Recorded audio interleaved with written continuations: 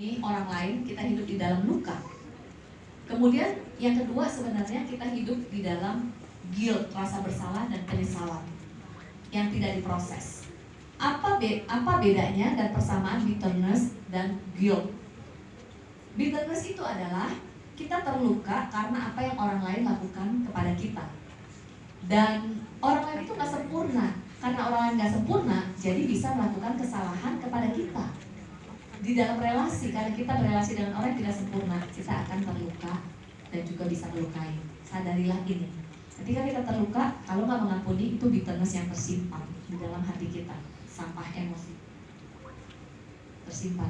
Tapi ada lagi guilt atau rasa bersalah. Rasa bersalah itu adalah karena kita juga nggak sempurna, kita bisa melakukan kesalahan, sengaja atau nggak sengaja. Lalu rasa bersalah itu kita udah melakukan sesuatu, kita jadi menyesal, merasa bersalah.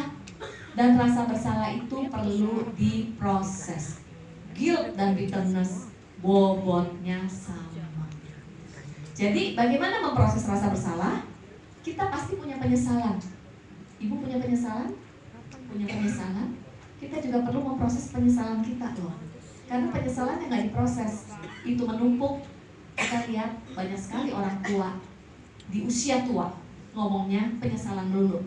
Itu karena penyesalan yang gak diproses. Itu juga membebani, menjadi soul damage. Yang ketiga adalah unprocessed grief. Ketika kita mengalami kehilangan, bencana, atau kita pernah dilecehkan, kemudian kita menyimpan kehilangan orang yang dikasihi, kematian, kita biasanya menahan diri untuk kita tidak bersedih. Itu kan kita repress banget.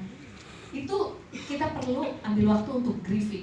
Karena unprocessed grief itu kita membawa bagasi emosi sepanjang hidup dan itu akan memberatkan kita. Sehingga kita perlu mengampuni orang lain ataupun kita juga perlu mengampuni diri sendiri. Sebelum kita berproses, tadi juga sempat bahas ada activity itu penting atau enggak. Ada activity yang menolong kita untuk memproses emosi. Itu sebenarnya activity yang memproses emosi, bukan cuma sekedar kegiatan yang mengalihkan. Jadi kita bedakan activity itu mengalihkan aja supaya kita lega sesaat atau tidak ingat lagi, atau activity yang memproses emosi. Saya mau mengajak kita nanti kita melakukan activity yang memproses emosi. Sebelumnya kita lihat video ini yuk.